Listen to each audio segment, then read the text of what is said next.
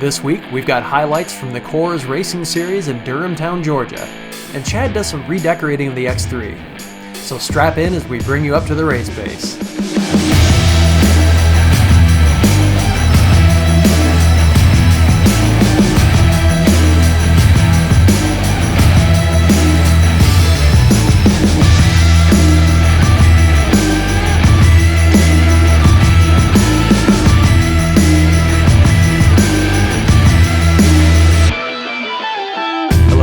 And welcome back to Race Pace, sponsored by CW Motorsports. I'm Doug.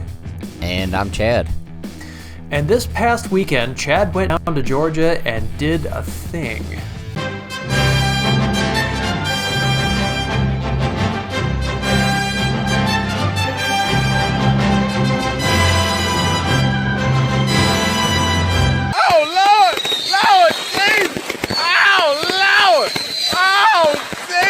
I did a thing.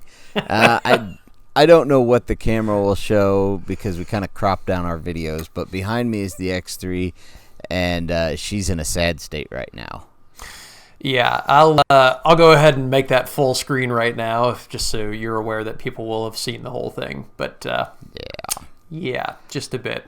So anyways, let's back up just a little bit before we get into the carnage. And Chad went down to Georgia, ran a short course event down there, and actually ran it with desert vets. So he actually had I don't know what branch of the military she was from, but a veteran with him in the car. And so she got to go along for the ride with him, the entire ride, up until its inevitable conclusion. Yep. So we're not going to give you guys all the details yet. We're going to kind of take the car apart here in a few days, or in about a week anyway, and go over it, and we'll get you some video then of what all happened.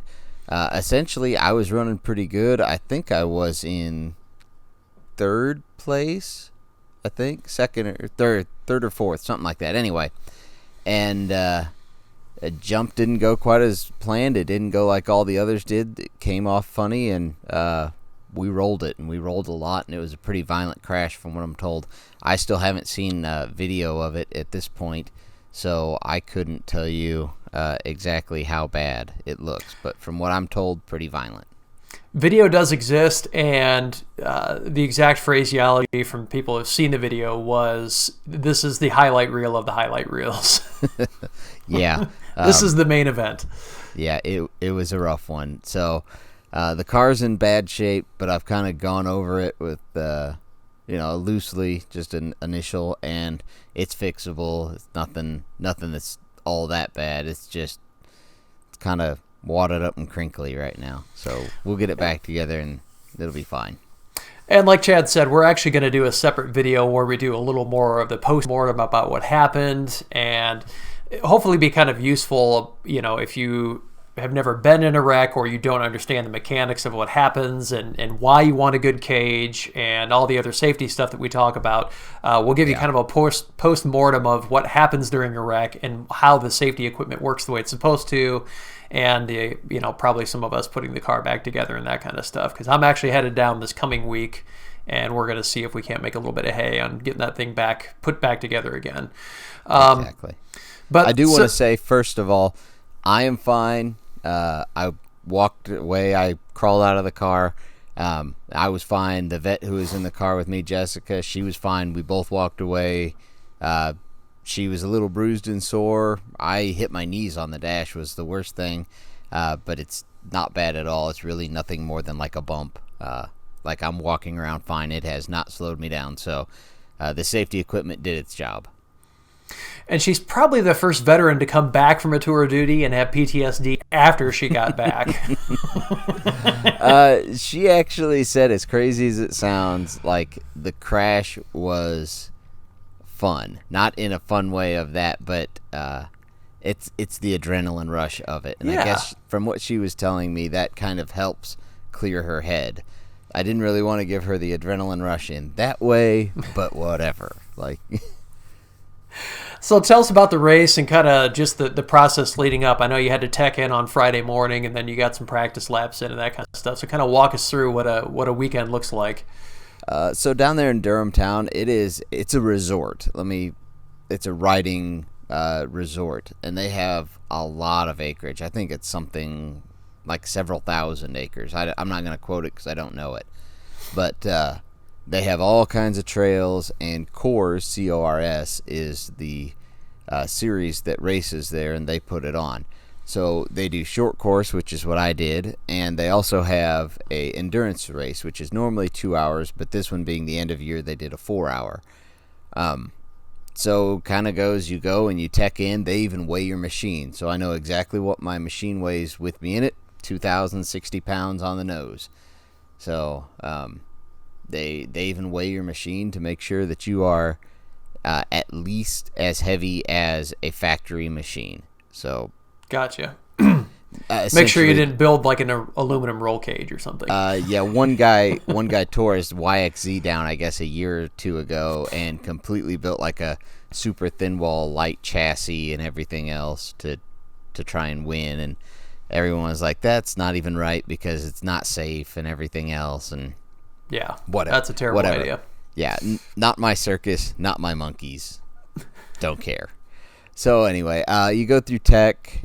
They use the MyLapse transponders, which is really nice. And I actually found that if I were to buy one, it logs like my data as far as like GPS, my speeds, and all that, and it logs the lap time, kind of like the AIM does, but not exactly the same. Okay. So I'm legitimately thinking about, well, I'll just buy my own, because basically by the time I rent them for all of the events that they have next year, it would be the same price as me buying it. Oh, yeah. So, no, definitely. That's worth it.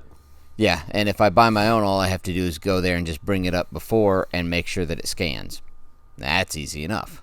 So, their series is a little more expensive to race. It ends up being, I don't know, $200 and something, because they have a EMT fee that they do, which I was grateful for this time around. And you're just getting your money back. I see how it is. Yeah, I was getting my money's worth on this one. And they also do the transponders. If you rent them, you have to leave a $100 deposit with them. So I mean, I left $400 with them, I think, and it ended up being $2 something to race, or somewhere in there. Anyway. But really good series, really well run. There was a lot of cars there. They expected a lot of cars because this was kind of their end of year one. It's really the last race for a lot of people to hit. There's some really fast guys. The track, absolutely amazing. It is well designed. Awesome. Just that one jump that I hit that I could never figure that jump out. And everybody had problems with it. It wasn't me only. They tried to reface it, and there's some messing around going with it to try and get it right, and I don't know that they ever did, but that's fine. But the track is amazing. It's ton of fun. You watch all the videos on it, and it looks really neat. It's really fun to go drive on. So that's a bunch of fun. I was running lap times that were... I was 112 was my lap times basically, and a 108 is the fastest lap time on there. Okay. So I was a few seconds off of the fastest lap time. This is like the fastest lap time ever. Whereas a 107 the fastest lap ever, and a 108's the fastest this year on it, something like that. Okay. Wow. So yeah, you were up there. Yeah, I was close. The thing that hurt me the most is I am not used to banked corners. Yeah. And just knowing how to use them. You're kind of a flat track racer. Oh yeah, and that's what I did. I would cut in prior to the bank and start to flat track through it, and then I'd end up kind of hitting the bank 3/4 of the way through the corner and then shooting up out of it. Well, that works, but it's not as fast. Yeah. And I figured that out. And I started being able to figure out some of the corners where I need to approach the banks and how I need to use them. But there's, 4 or 5 bank corners that I just had to figure out, and there wasn't enough time. And the problem is, so the qualifying is kind of, they put 4 or 5 of us out on the track at the same time, but it's not like we all start together. They put us like 30 seconds apart so that we all have room to run. So I couldn't follow anyone else's line, and I didn't know what I was doing. Like, gotcha. I'm just like, I'm going to drive fast.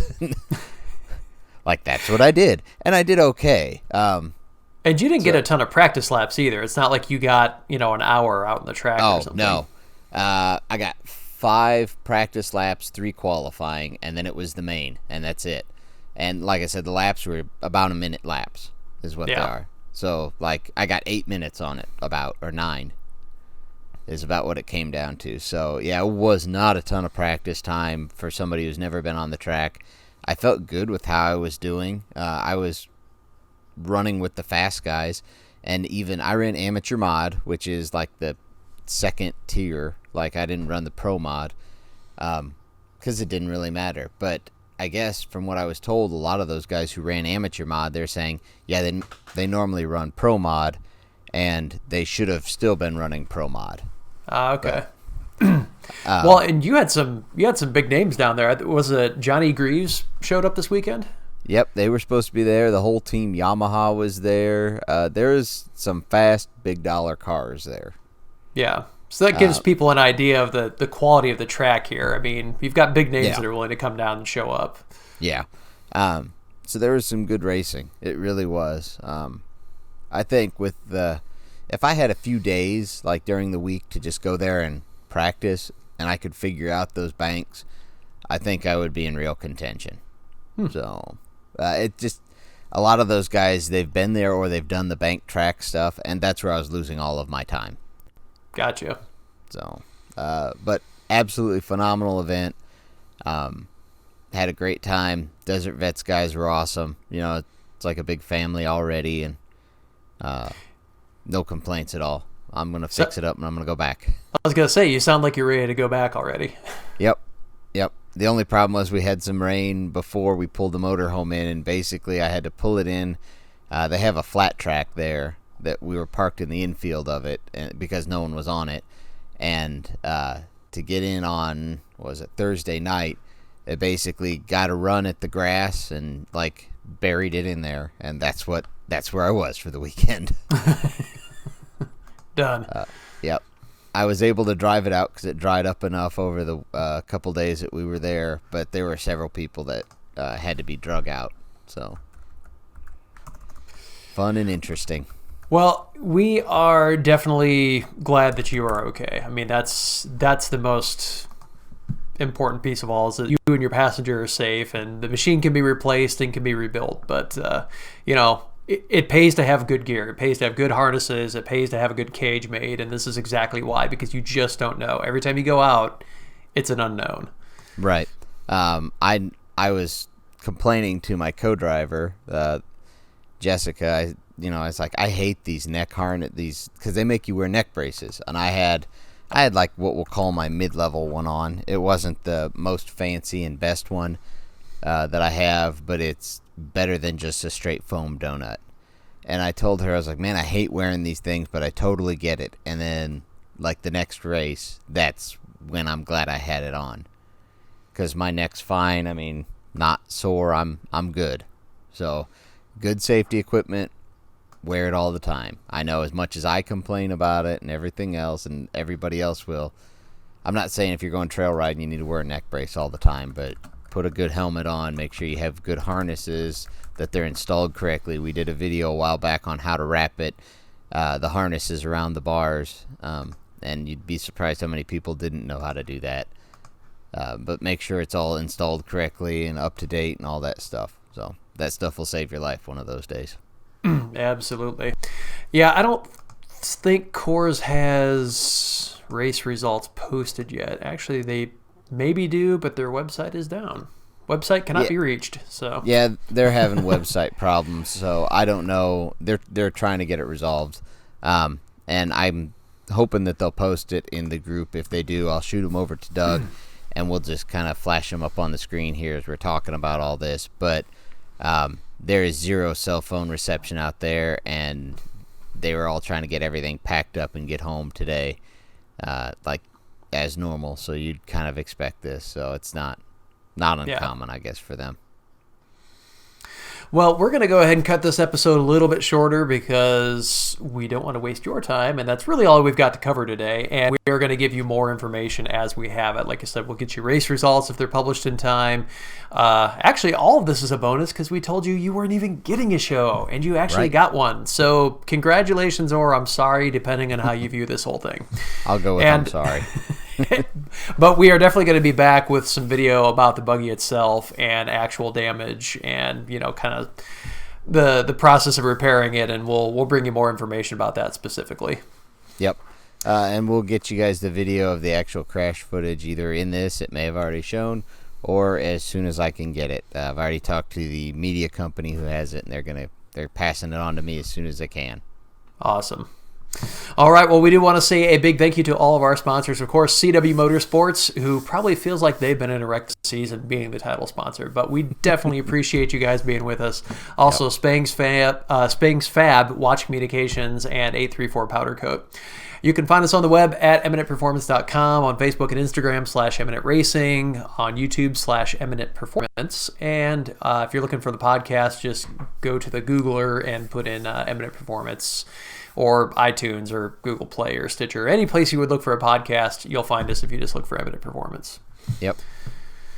So, yeah, I think that's all the things and stuff. And that's, it's going to be, like we told you a couple episodes ago, and probably last episode as well, things are going to get a little spottier from here on out because it's pretty much it for the race season. There's a couple of oddball events that are going to come up over the winter, but really between here and King of the Hammers, there's not a lot going on, so we're not going to do a weekly show when there's nothing to really cover. Right.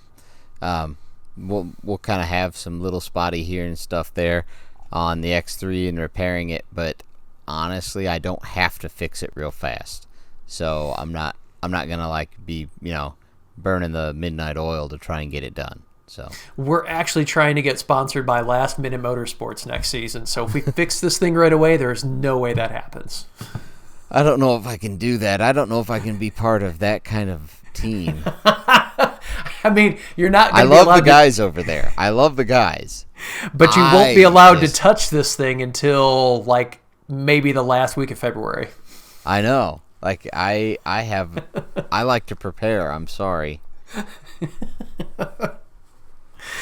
Well, no matter what happens, you can prepare yourself for a few more shows, and we really do appreciate you being along for the ride, if I can talk, and we'll see you out at the track next time that happens. All right, thanks, guys.